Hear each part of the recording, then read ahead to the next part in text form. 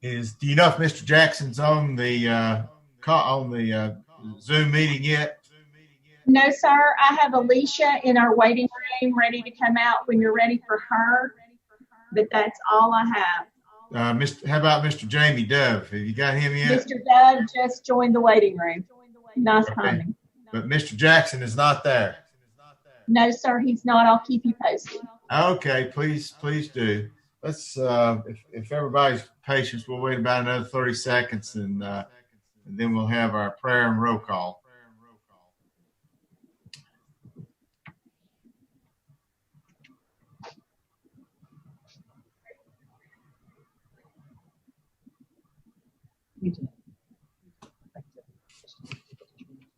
Have we heard from Mr. England or Mr. Commissioner Harris? Are they going to be able to join us? Do we know?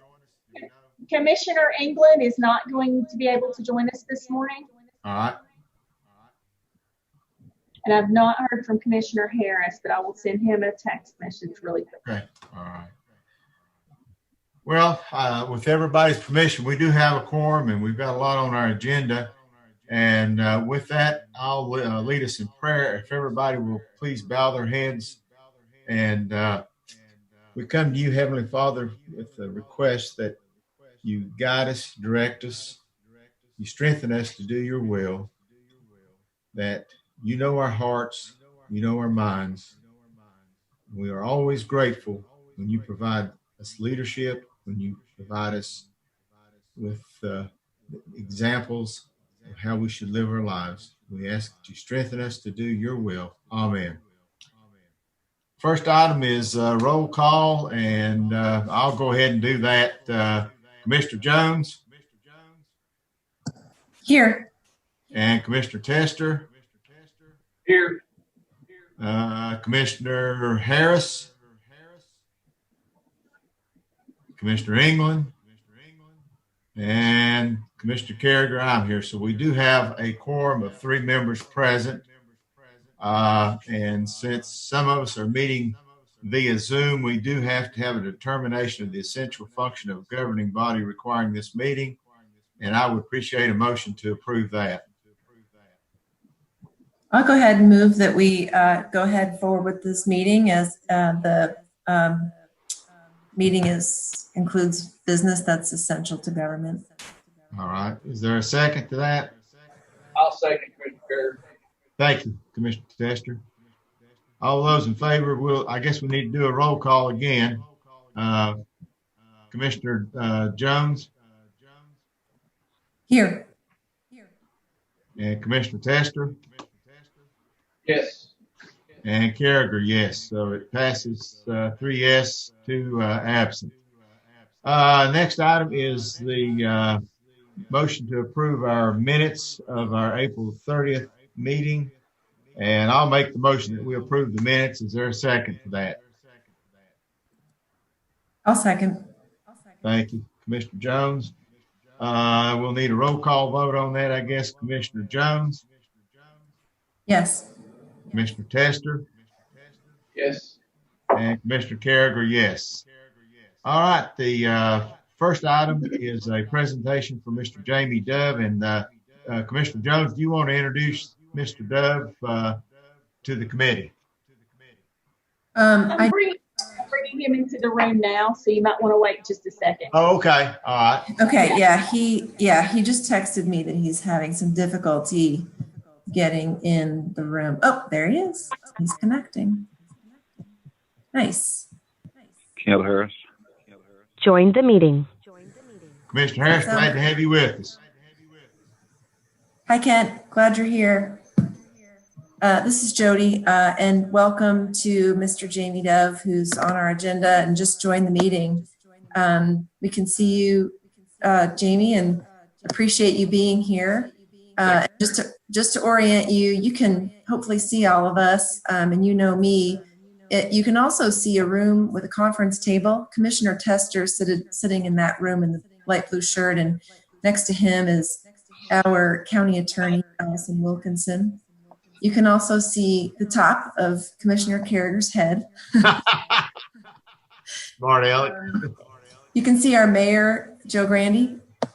sitting there, and then you can't see him, but you can hear his voice, and that is Commissioner Kent Harris. We have another commissioner on the committee who was unable to make it today, but we got 4 out of 5, so we're feeling pretty good about that. Everyone, I'm thrilled that we had the opportunity to have Mr. Dove here today. He's going to do a short presentation on his work in local food, both growing it and distributing it. He's been involved in local agriculture and farming locally in Washington County for many years, but actually leveraged the disruption in COVID to take it further. He is also a small business entrepreneur. Many of you may know about County Line Pie, as well as, which is a county out in the county located business, as well as his Main Street pizza businesses, one of which is in downtown Johnson City. So he's a longstanding kind of small business owner and entrepreneur.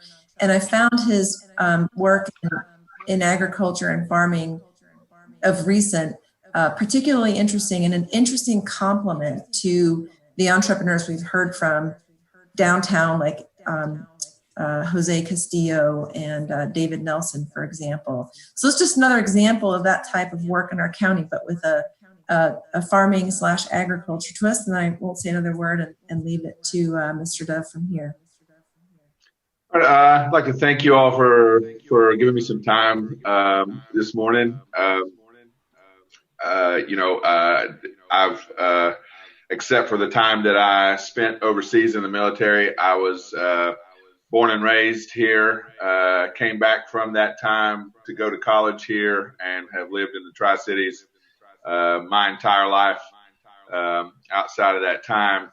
About 6 years ago, we kind of made a little bit of a lateral move out here to the Limestone area when we bought our first little plot of land on the Nolechucky River and started doing some farming to complement our restaurant operations. I'm sure that I have probably fed most of you at one point or another at Main Street Pizza.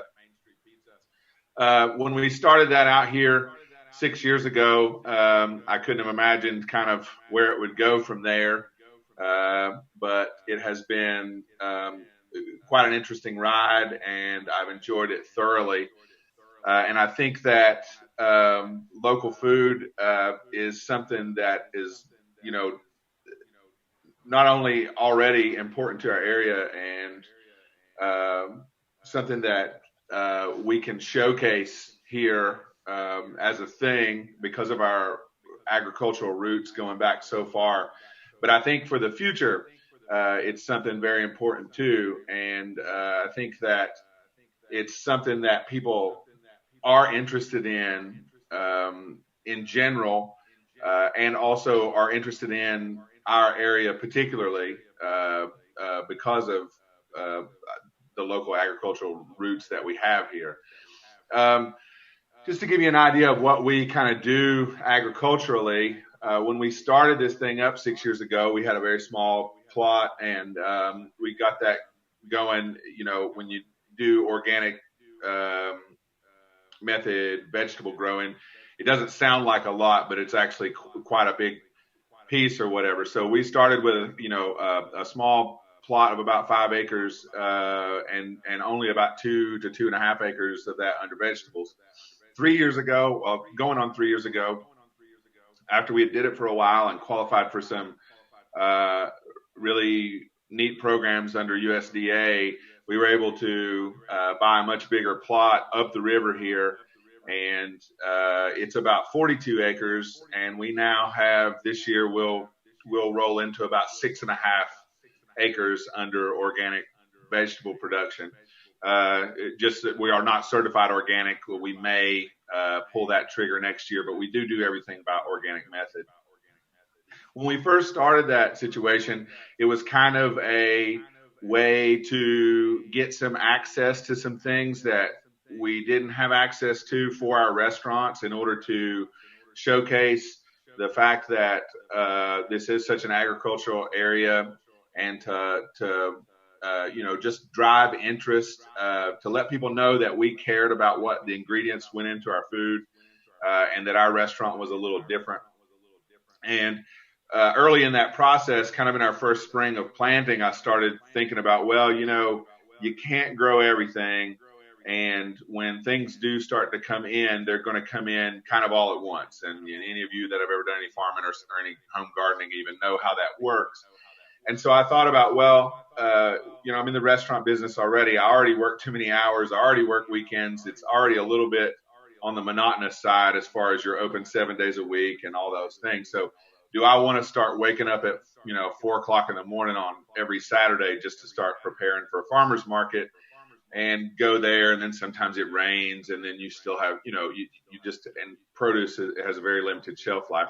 So I kind of thought, well, there's this old model of a CSA, or community supported agriculture, where people would buy a share, from a farm for the summer or whatever. And that was kind of an established thing already. And kind of what I like to do, and, with my version of entrepreneurship, is I often like to look at old ideas and then try to update them for modern times. And so I thought, well, if I could have people, this is like 2014. So around that same time, if any of you remember, there was kind of a barrage of subscription style business models, subscriptions to various boxes like the Shave Club and just everything was going in that way. So, excuse me, that was on my radar. And then there was also this long-standing model of a CSA where people would kind of pay things up front to give the farmer some capital early in the season, get things in the ground, and then they would kind of reap the rewards if it was a bumper crop, or whatever you had, you shared. So I kind of took ideas from both of those and said, well, here's what we're going to do. We're going to do a subscription situation so that I don't have to also now go to farmers markets. And we'll try that for a while and see how it goes. And in our first year, we started out with about 15 families subscribed. And by the end of the season, that summer season, we were up to about 40. And then, we were also surmounting a learning curve really quickly. I grew up growing some things with my great-grandfather, who I was very lucky to have very healthy until he was in his very late 90s, and put out a pretty good garden. So I grew a lot of things with him. So I had a background in it. But what I did in that first year was kind of learn a lot about the fact that we have a tremendous climate here for growing things basically all year round, especially if you start doing some high tunnels and some cover your crops and some things like that. So the second year I thought, well, we've learned a lot about some of these off-season crops, and some things about them are even easier because the pests are less, the weeds are less, some of those things. Also, there's a bunch of other producers. Also, I have commercial kitchens and cooler space and things like that in my restaurants. Also, I know a lot of other local farmers, now, because we're buying things for the restaurant already. But once we got into it, we really started meeting these people and, joining different groups and talking at different functions and all that stuff. So I decided, well, let's try to take this thing year round. And once we start sales for the second season, let's try to take this thing year round and grow some storage crops and do some value added products and bring in some other farmers to the system. And then also let's take it up a notch and get some proper software. The first year we ran the whole thing with spreadsheets, and it was a bit of a nightmare, to be quite honest.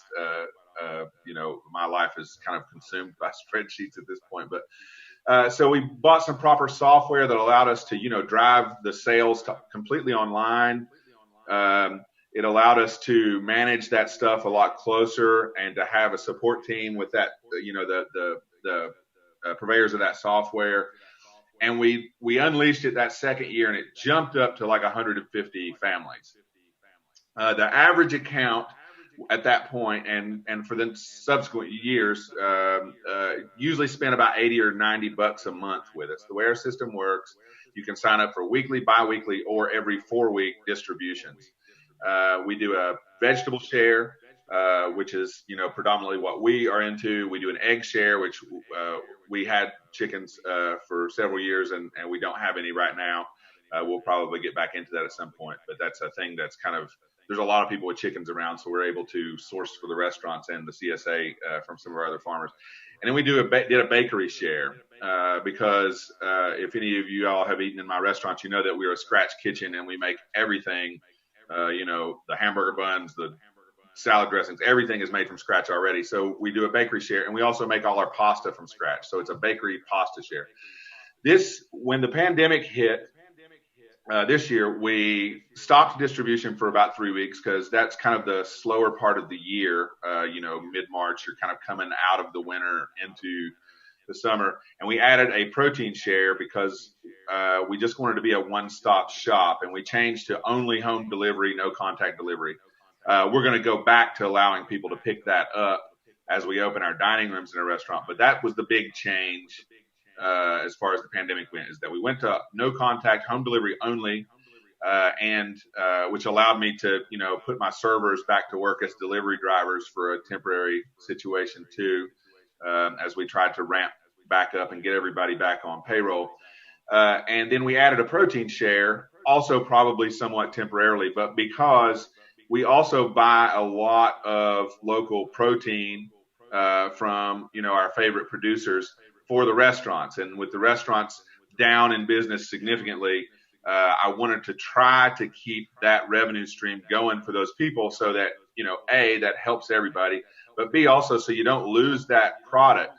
One thing about local produce, protein, value-added goods, any of that is, you don't want to interrupt your flow because once it's going somewhere else, there's not just more. You don't just order more of this stuff. It only gets created. It takes months of advanced planning to create every piece of it. So there's not just more. And then also you have crop failures. You have, all those things. So we kind of switched it up here for the pandemic. We went from that. So for several years, we kind of hovered around that. We would get the summertime and the spring, late spring, your sales would be the strongest. That's when you would get the most new signups. And we would go up to about 125, 150 families. Then it would kind of dwindle over the winter, down to 75 or so. And then it would go back up. And we never could really breach that ceiling. And it's a tough thing. There's a learning curve involved in getting fresh produce. And people, just less people eat at home more often. And less people know about how to preserve things and all that stuff than they used to. And so it's a bit of a learning curve. So you get people, then, they do it for a while, then they go. And so attrition's always been a thing in the CSA business model. So this year we were actually planning on, we had looked really hard and considered this being our final year doing the subscription packages. It's an awful lot of moving parts. It's hard to find people who are skilled in these things, and it's very labor intensive. And so we had actually considered maybe after this season it being done. And so we didn't put a lot of spring crops in the ground this year.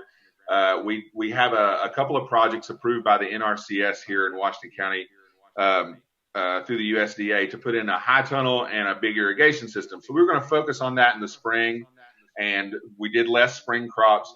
We were going to do a late summer and fall concentration. We were going to rely heavily on our other partner farms, of which we have about 15 that we supply the restaurants and the CSA with. So this year, our plan was to do that. And then, of course, this great upheaval occurred. And so we now have switched gears and put an awful lot of stuff in the ground. And we stopped the distribution, reformulated those packages to be the home delivery, and opened up the sales. As of right now, we have about 425 accounts. And their average sale that used to be $80 to $90 is almost 200. And so, very thankfully, because of course, our restaurants where our livelihood and the farm was kind of a side thing that complemented those before. And then now it's kind of helped us limp along while we try to get through this time when restaurants, of course, are greatly affected.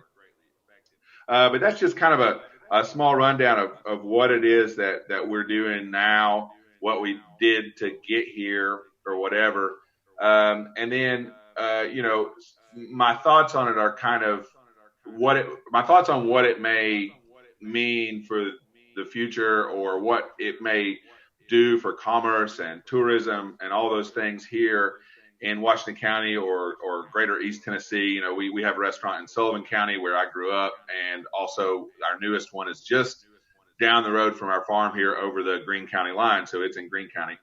But I think that, what we've done and what we've worked toward and what have you is interesting to people. I think that it's interesting also in a way that's very tied to our identity as East Tennessee, and I think it has the potential to be something that sets us, that makes us feel different. It makes us feel like something you want to visit. It makes us feel like a place that still has its roots firmly in the ground to what it used to be. As we go forward in the world here, and everybody grows up digesting the same media and all those things, it's kind of more homogeneous what we all grow up with now. It's harder and harder to see the personality of places bleed through. And I think that, a couple of things really still make places stand out. And I think for here, that's agriculture, because we certainly, have some of the most beautiful scenery around. I think it's outdoor recreation, which I think there's a lot of people working very hard on. And then I also think that everywhere, in most places, another way that comes through is through restaurants, because everybody has a Applebee's. You don't, when your friends from out of town come to wherever you are, you don't say, oh, let's take you down and show you how nice our Applebee's is. That's not what you do. You take them to the place that's locally owned, that has some personality, that showcases what your area is about. And so I think we accomplished that for the area in a lot of ways. And Mr. Jackson, or Mr. Dove, this is Phil Carragher. I tell you what, we need to put you on a commercial for Northeast Tennessee.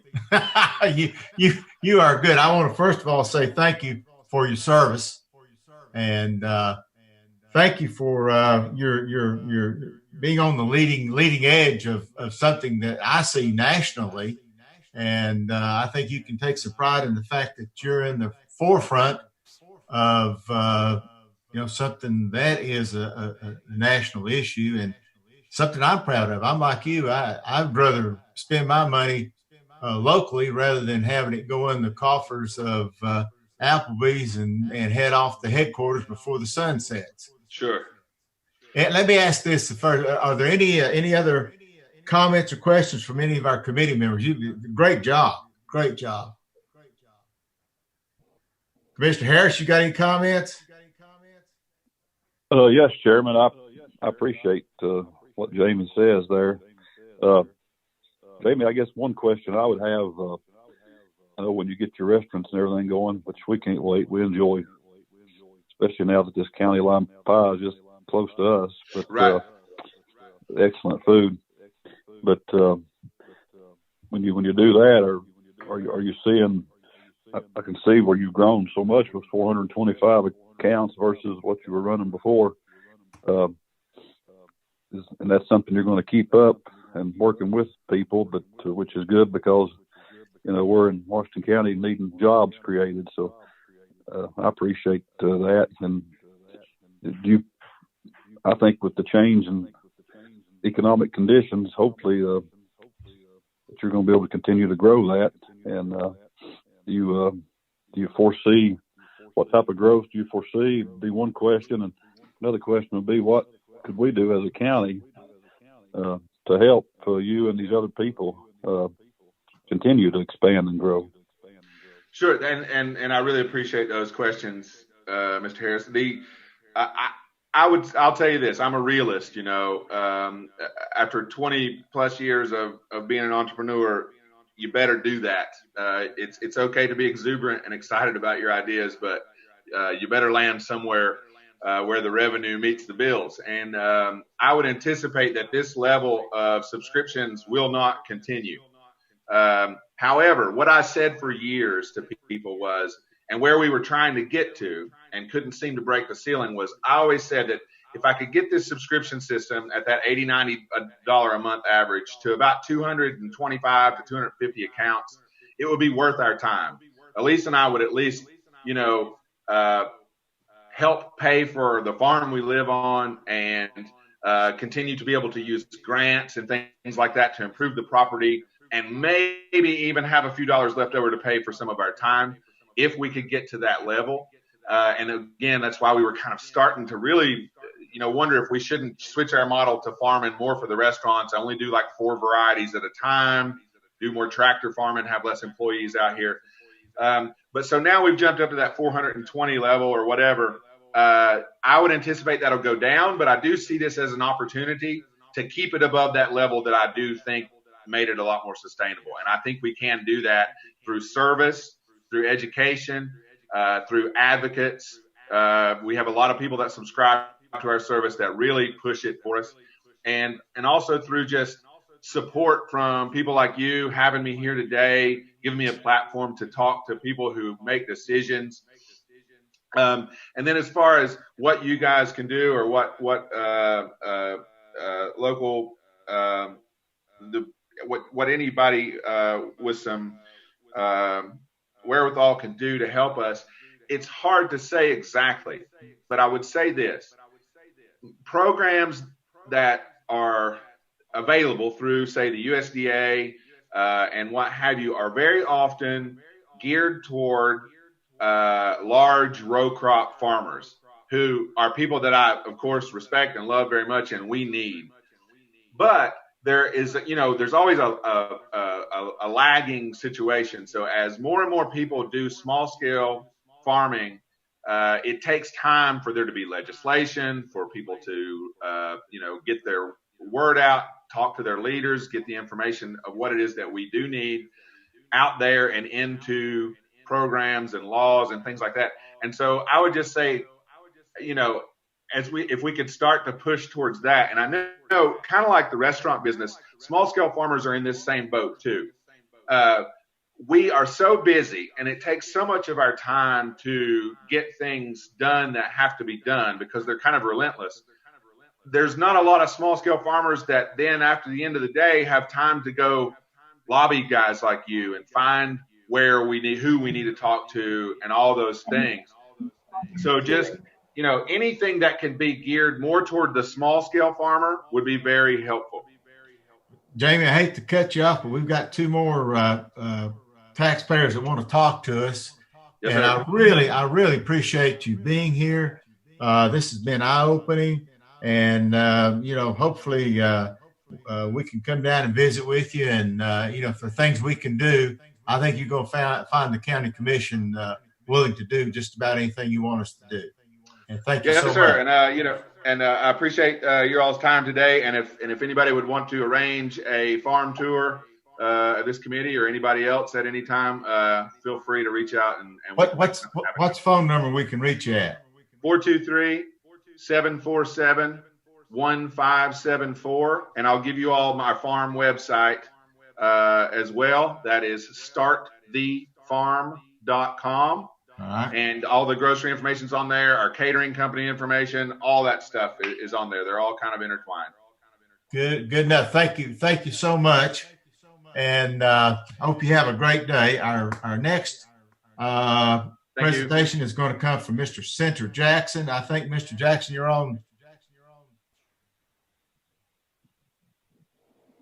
Where did okay.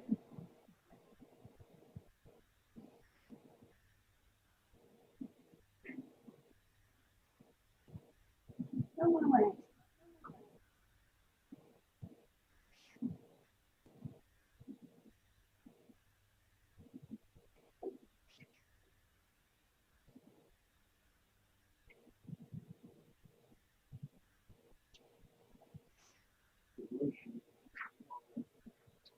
She's in the waiting room. So.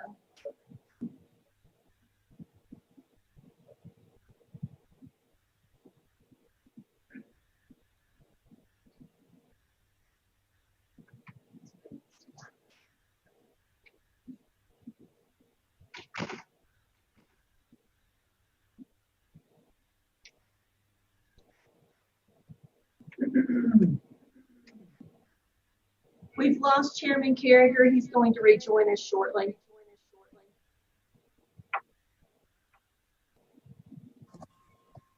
Should we hold till he gets back? I would think that might be a good Yes. idea. Okay.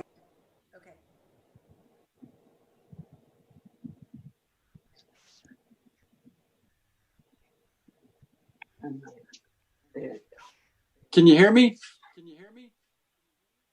We can. We are waiting for the chairman to rejoin the meeting, and it's not allowing him back in. So I'm going to have to see what seems to be happening. Okay, I'm good. It's just taking me forever to get to this point, and I'm just happy to be here. Well, if you'll just hang out for a minute, we'll get him back. Yeah, I'm good.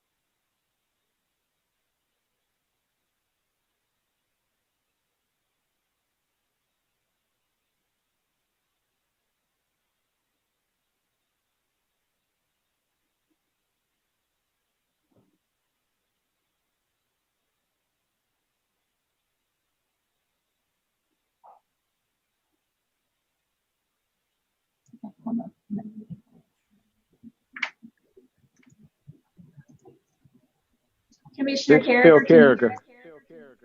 I finally got in by phone. I don't know what happened with the computer, but we will trudge on if everybody's in agreement. I think we left off with Mr. Jackson was going to make a presentation of his issues with the county farm.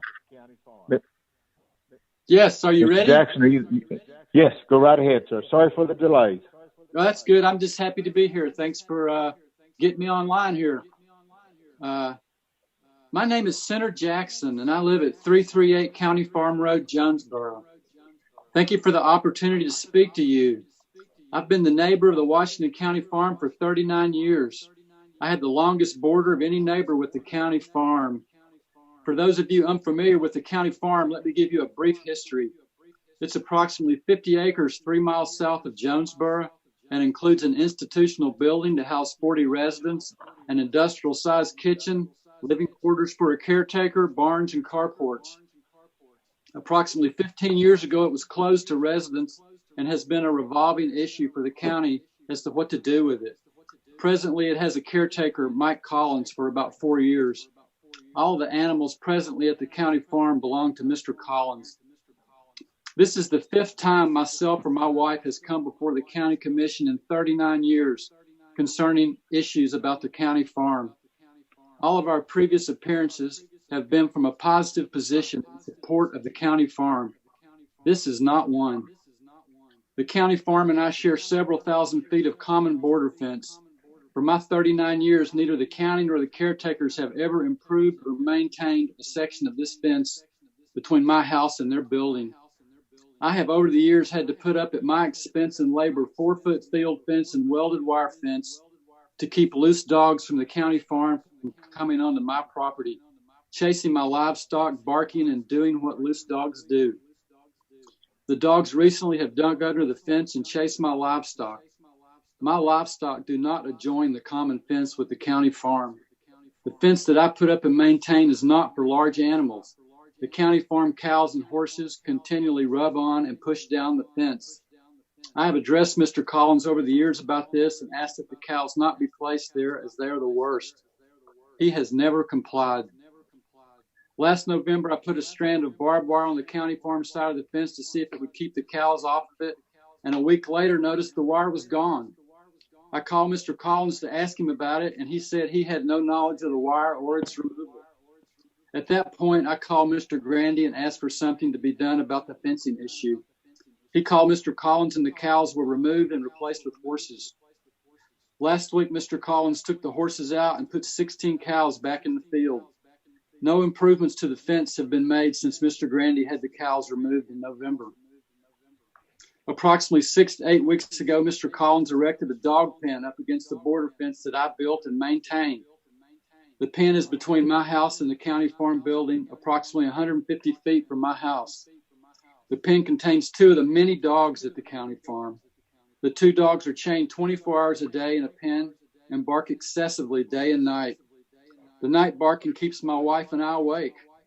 I asked Mr. Collins about 5 weeks ago if he could not do something about the barking, and he said, "No, dogs bark." At that point, I contacted Washington County Animal Control to register a complaint, as there is a county ordinance prohibiting nuisance barking. I also expressed concern that the 2 pen dogs had inadequate shelter, as the shelter was an old feed trough turned on its side. Animal Control intervened and via email said that the water trough was not adequate shelter and they would provide a doghouse to Mr. Collins. They did, and I thank them for that. As of this moment, there has been no effort by Mr. Collins to address the barking, and I feel I will have to hire an attorney and litigate this problem. Of interest at this point is that when Washington County Animal Control confiscates neglected or abused horses, they are taken to the county farm and placed under the care of Mr. Collins, with whom Animal Control intervened to provide adequate shelter for his dogs. There have been other issues with the county farm's activity that other neighbors have had to complain to Mr. Grandy about, and he took care of those issues. Thank you, Mr. Grandy. Why do I have to call Animal Control about your tenant at the county farm? Why do I have to come before the CIA committee about fencing and domestic animal neglect issues? In closing, the county farm is a $500,000 piece of property that for 35 years has been a good neighbor. We've had churches use the building, other caretakers, and a deputy sheriff living there at one point. All good neighbors.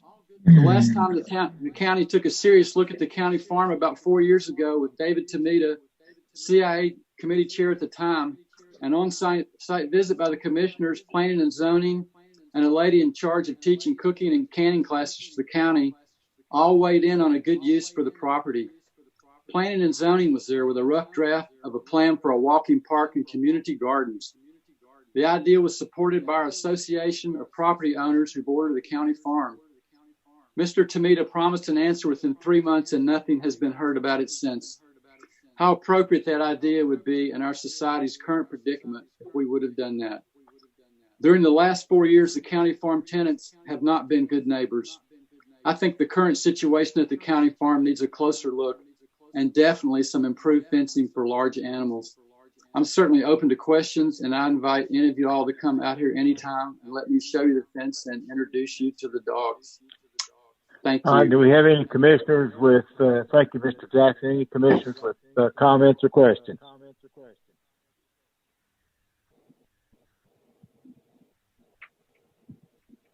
I think this, Mr. Jackson, we'll have to refer this to the mayor.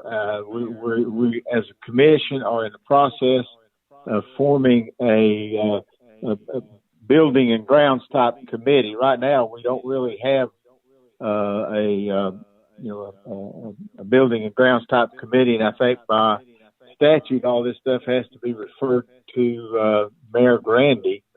Any comments from our fellow commissioners about this? Well, Mr. Jackson, we will refer this to Mayor Grandy, and I will follow up. I've got your phone number, and I'll follow up today with you just to make sure things are proceeding and you're getting some action. And I'll stay in touch and promise not to drop the ball on it. Well, I appreciate the opportunity to talk to you, and thanks a lot for having me. Yes, sir. Yes, sir. You have a good day, and I will be in touch. Okay, I have another Zoom meeting to get on, and I'm going to sign out. Bye. All right. Thank you. Thank you. Next item on our agenda is a presentation from Alicia Summers on the WCIP update. Alicia, are you there?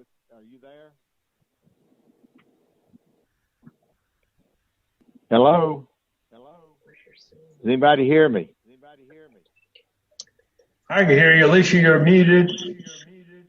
Yeah, Alicia, you'll have to unmute. There you go. I'm unmuted now. It was holding for the host to unmute me. And Susan, Well, just a reminder, I'm hoping to be able to share my screen. Thank you all for having me here today. I understand Jamie Dove was here earlier. I'm really sorry I couldn't get in to hear his comments. I was really looking forward to that. But I'm going to go ahead and jump in as soon as Please do. I can access. There we go. My screen here.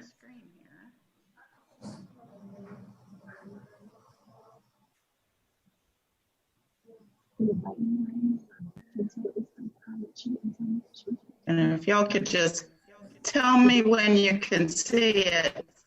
I trust that Commissioner Harris and Commissioner Carragher, you guys should have the hard copy version. I do. Can the rest of you see this yet? Yes, your screen is sharing. Okay, perfect. Thank you so much.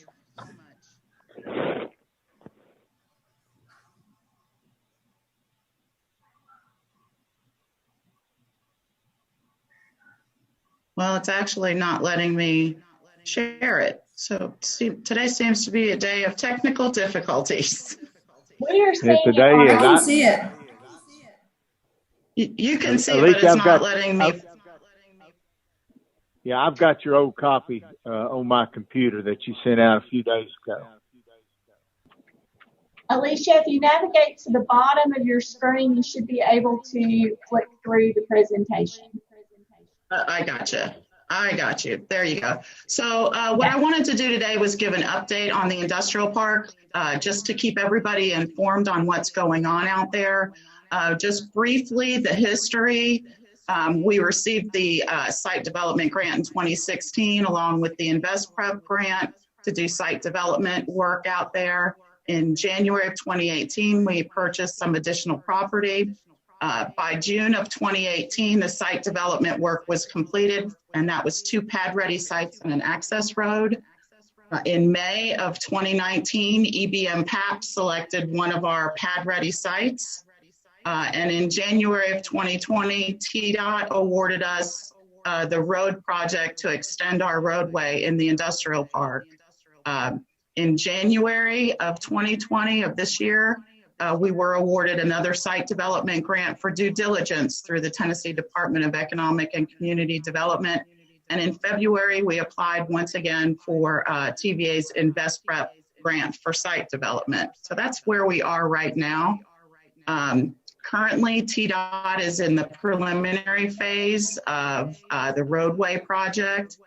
EBM PAPS is in their site inspection period. And with the due diligence grant, we've completed the topo analysis and the ERT testing and the threatened and endangered species report. We've been notified that there's some additional reporting we need to have, completed on both the cultural and the wetlands mitigation side of that. And I'll go into that more in a little bit more detail in just a second. We've been selected for the round 2 of the InvestPrep grant. The town of Jonesboro has applied for an EDA grant, which is a federal grant for water and sewer improvements in the industrial park. The ALO building is being marketed by a national broker, and we continue to market our pad-ready site out there along with the ALO building. So that's what's happening right now. Just a little more detail. You can see the timeline on the industrial road project. They expect to do construction sometime early in spring of 2020, but they've got a lot of work to do before then. You'll note too, this was at no cost to the county and has a benefit of approximately $2.7 million to us. EBM PAPS, of course, they've signed the option agreement for $1.2 million for the property.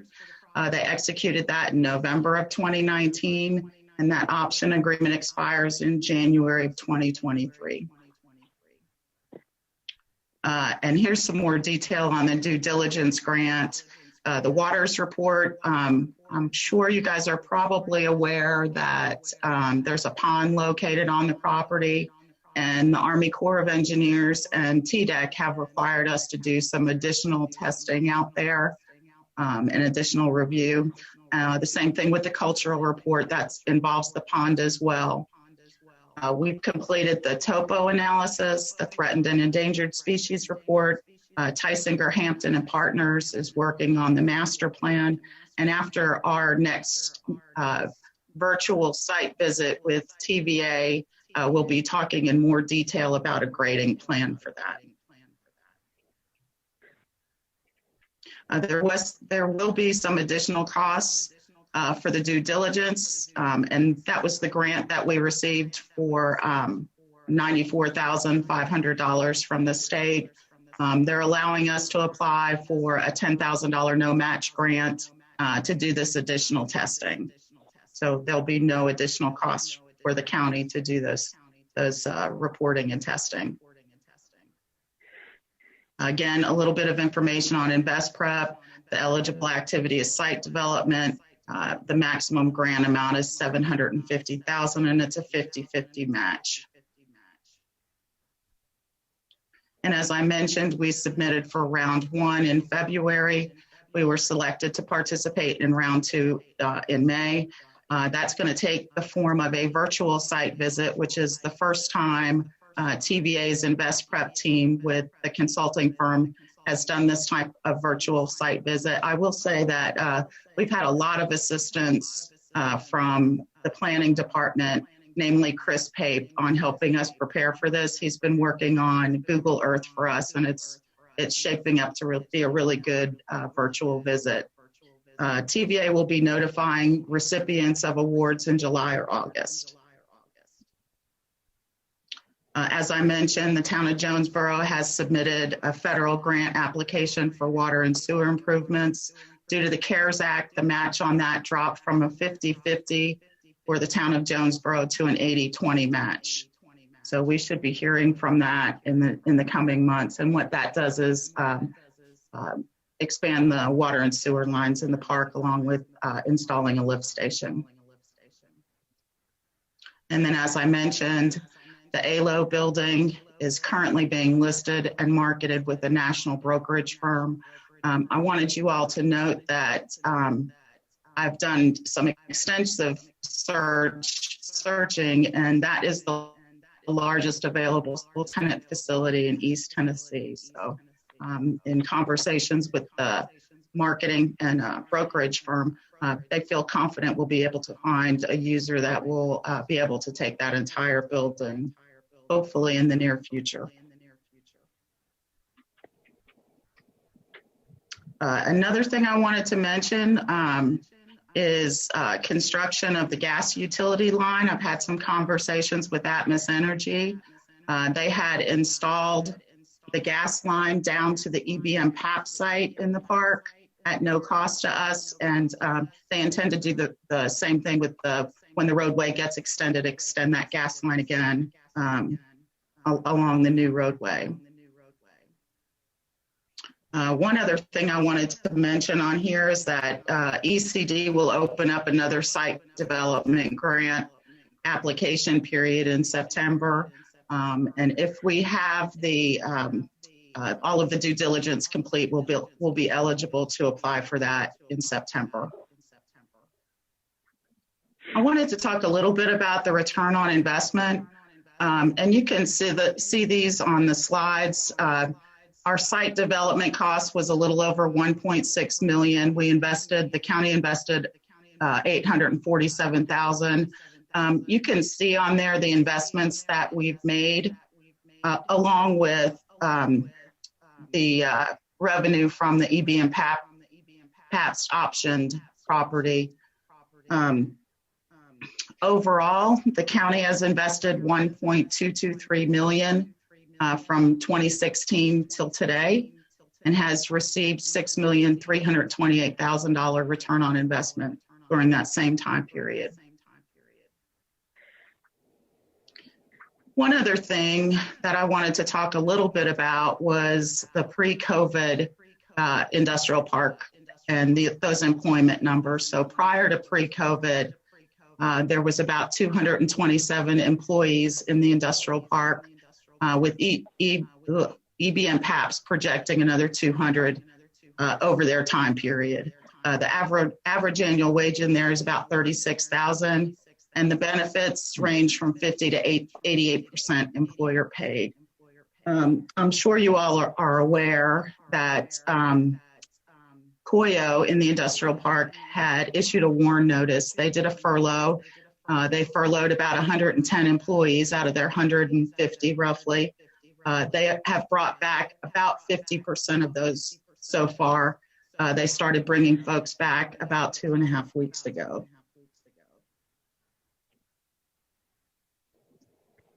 A few other things I wanted to know, because it's not all doom and gloom. I speak with our manufacturers. I have a Zoom meeting about every week or every 2 weeks with that sector. They're talking to me about their challenges, which include supply chain delays, bringing back furloughed employees, OSHA compliance, following the CDC guidelines, and decreases in product demand. We try to connect those with their peers for some best practices, but also gather information for them that they're finding to be very beneficial. So we are talking with manufacturers on a weekly basis.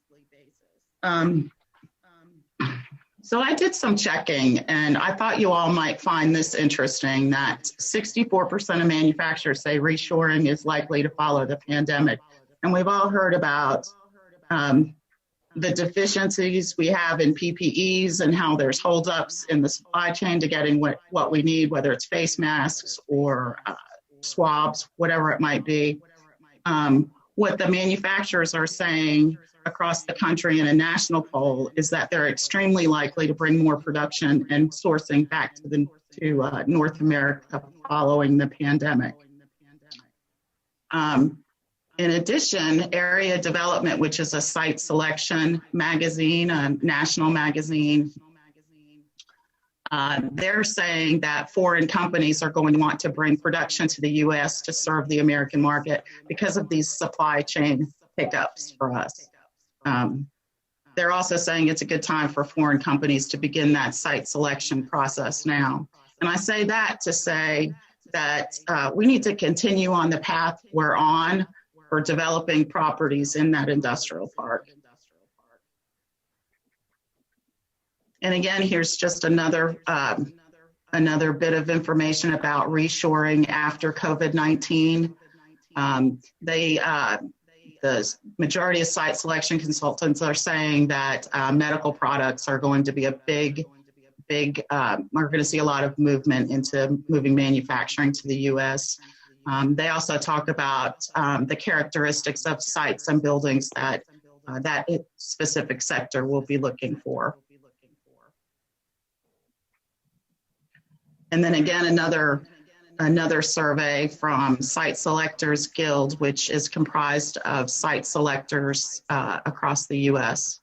52% of site location projects are paused, and 55% companies will restart expansions of new facilities in the fourth quarter of 2020. And I'm really happy to answer any questions you had, but I really appreciate the opportunity to give you all this update and let you know what's happening, not just in the industrial park, but also that I'm reaching out to our manufacturers to make sure that, that they're getting all the assistance that they need. So thank you all. Alicia, thank you. I hope this is the last time we meet by Zoom and phone. I hope we're in person next time. Are there any questions any of our committee members have of Alicia? Let me mention one other thing. I pulled the labor and workforce development unemployment rates, and one thing we all might find interesting is that Washington County's unemployment rate for April was 13.4%, an increase of 10.2% over the month before. The Johnson City MSA during that same period for April was at 13.2%, an increase of 9.7%. And then also, I did look at the unemployment benefits report that came out yesterday for the week ending May 30th, I believe. And our unemployment, folks that had applied for unemployment that week was nearly 700 in the Northeast area. So we're still climbing in terms of folks applying for unemployment benefits, but certainly not at the rate that we were 4 weeks ago. All right. Again, are there any questions or comments from any of our committee members? Thank you so much, Alicia. That was a really great update. And I don't have any questions. I just appreciate you being here. Thank you. Well, I appreciate everybody's patience. And like I say, hopefully our July meeting will be able to get back together in person. Anything else to come before the committee today? If not, we would entertain a motion to adjourn. Chairman Carragher, this is Allison, just confirming that y'all have taken no action and you're not asking for any of these presentations to be brought forward to the full committee, the commission. Allison, I could barely hear you. I'm sorry. Would you repeat? I'm happy to. I'm just confirming that you've taken no action today and you're not requesting any of this to go forward to the commission. It'll just be included in the minutes. Is that correct? That is correct. Thank you, sir. Thank you. Again, do we have a motion to adjourn? I'll move to adjourn. Second. Thanks, Jody. Is there a second? Second, Commissioner Tester. All right. Thank you, Robbie. All right. We have a motion and a second. We'll do a roll call vote to adjourn. Let's see, Commissioner Jones.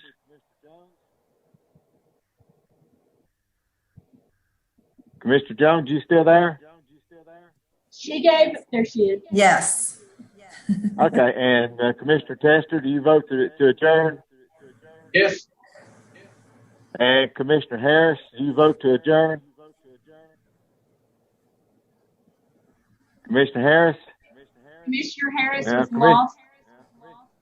Okay. Commissioner Carriger votes to adjourn. I appreciate everybody's patience. And thank you so much. And this meeting is adjourned. Thank you. Have a good day. Thank you. Take care, everybody.